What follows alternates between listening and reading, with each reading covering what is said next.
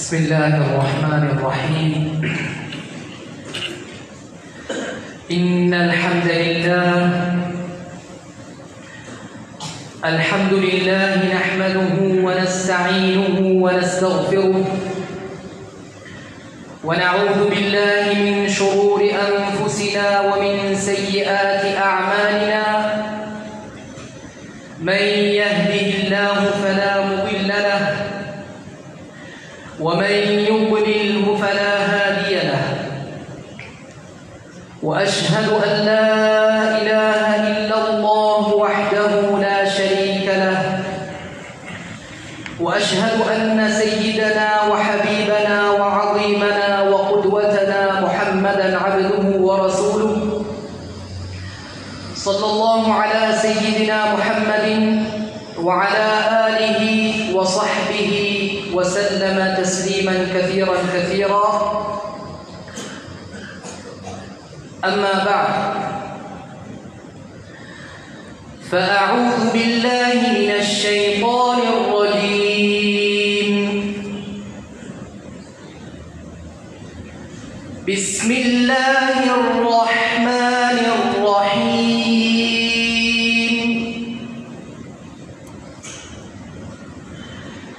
ويوم يعض الظالم على يديه يقول يا ليتني اتخذت مع الرسول سبيلا،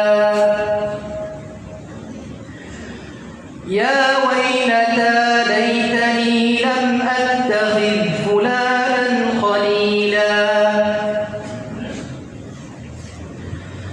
لقد أضلني عن الذكر بعد إذ جاءني، وكان الشيطان للإنسان خذولا.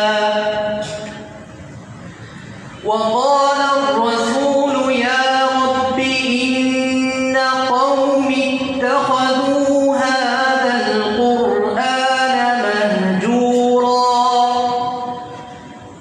وكذلك جعلنا لكل نبي عدوا من المجرمين، وكفى بربك هاديا ونصيرا. صدق الله العظيم. وعن حذيفة بن اليمان رضي الله عنه قال: قال رسول الله صلى الله عليه وسلم: يدرس الإسلام كما يدرس وشي الثوب، حتى لا يدرى ما صيام ولا صلاة ولا نسك ولا صدقة ولا يسرى على كتاب الله عز وجل في ليلة فلا يبقى في الأرض منه آية إلى آخر الحديث، أو كما قال صلى الله عليه وسلم.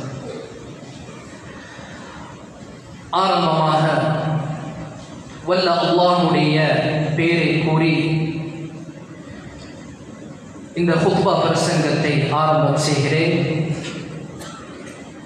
புகழ் அனைத்தும் அவனுக்கே உரித்தாகட்டும். அல்ஹம்துலில்லாஹ். மேலும்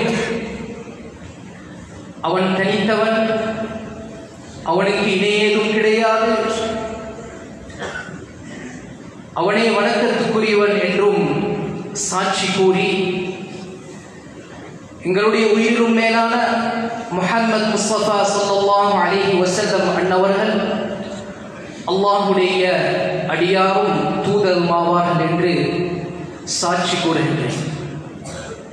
மேலும் ஸலாத்தும் ஸலாமும் எங்களுடைய உயிரிலும் மேலான முஹம்மது முஸ்தபா ஸல்லல்லாஹு அலைஹி வஸல்லம் அன்னவர்கள் மீதிலும் அன்னவர்களுடைய வாழ்க்கை வழிமுறைகளை அழகான முறையில் பின்பற்றி வாழ்ந்த உத்தம சஹாபா பெருமக்கள், அன்னவர்களுடைய தொடரில் வந்த தாபிஊன்கள், தபஉ தாபிஈன்கள், மேலும் கியாம நாள் வரை வரக்கூடிய முஃமினான முஸ்லிமான ஆண்கள் பெண்கள் அனைவர் மீதிலும் உண்டாவதாக.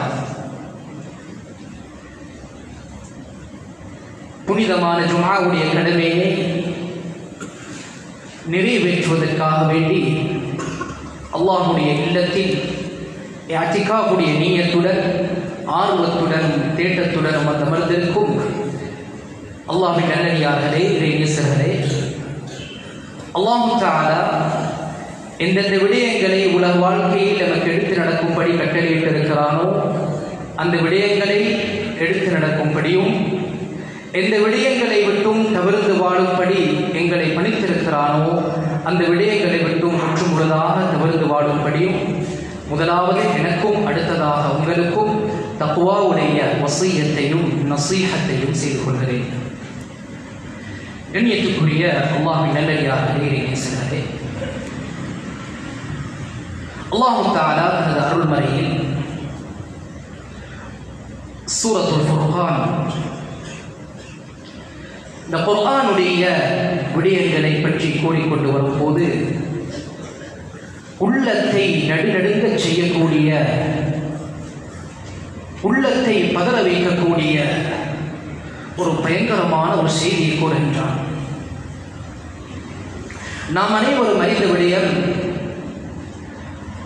அல்லாஹ் தஆலா தன்னுடைய நேசத்துக்குரிய அன்பு நபி முஹம்மது முஸ்தபா ஸல்லல்லாஹு அலைஹி வஸல்லம் அன்னவர்களுடைய எந்த ஒரு துஆவையும் அல்லாஹ் தஆலா மறுப்பதில்லை.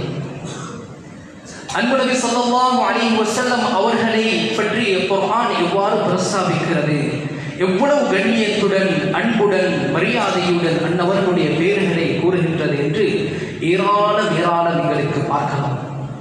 கண்ணியத்துக்குரியவர்களே, அல்லாஹ்விடத்தில் இவ்வளவு மகா அந்தஸ்துடைய அன்பு நபி ஸல்லல்லாஹு அலைஹி வஸல்லம் அன்னவர்கள்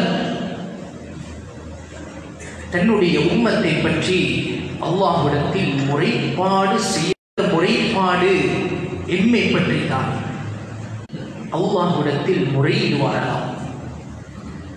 அல்லாஹ்வின் நல்லடியார்களே, இறைநேசர்களே, அற்புதமான அல் குர்ஆனை நாம் தலைமேல் வைத்து கண்ணியத்துடன் அதனை கற்று விளங்கி செயற்படக்கூடிய மக்களா, அல்லது இந்த ஆயத்தில் கூறப்படக்கூடிய அல் குர்ஆனை ஹஜர் செய்யக்கூடியவர்களில் உள்ளவர்களா என்பதை நாம் சற்று சிந்திப்போம். இன்றைய ஹுத்பாவுடைய தலைப்பு அதுதான். கண்ணியத்துக்குரியவர்களே, எவ்வளவு ஒரு அற்புதமான ஒரு வேதம். கிதாபுன் அன்ஸல்னாஹு இலைக முபாரகுன் லியதப்பரு ஆயாத்தி, அதனுடைய ஆயத்துக்களை மனிதர்கள் சிந்திக்க வேண்டும் என்பதற்காக வேண்டி கண்ணியமான முபாரக்கான வேதத்தை நாம் இறக்கி வைத்திருக்கிறோம் என்று அல்லாஹ் தஆலா தனது அருள்மறையில் கூறிக்கொண்டிருக்கிறார். அல் குர்ஆனை பற்றி, அல் குர்ஆனை எவ்வளவு அதிகமாக பேசுகின்றது என்பதை நாம் ஓரளவாவது அறிந்துதான் வைத்திருக்கிறோம். கண்ணியத்துக்குரியவர்களே, அல்லாஹ்வின் நல்லடியார்களே, நாம் ஒவ்வொருவரும் எம்முடைய உள்ளத்தில் கை வைத்து இந்த குர்ஆனுடைய விடயத்தில் நாம் எவ்வாறு வாழ்ந்து கொண்டிருக்கிறோம் சற்று சிந்திப்போம்.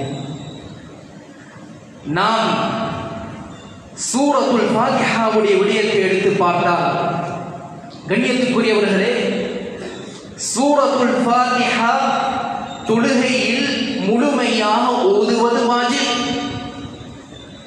ஒரு எழுத்து விடுபடாமல் ஓதுவது வாஜிப், கட்டாயமானது. சூரத்துல் ஃபாத்திஹாவை விளங்கி ஓதுவதும் வாஜிபானதுதான். கண்ணியத்துக்குரியவர்களே, நாம் ஓதக்கூடிய வார்த்தைகள் மந்திரங்கள் அல்ல, ஆழமான அர்த்தங்களுடையவை.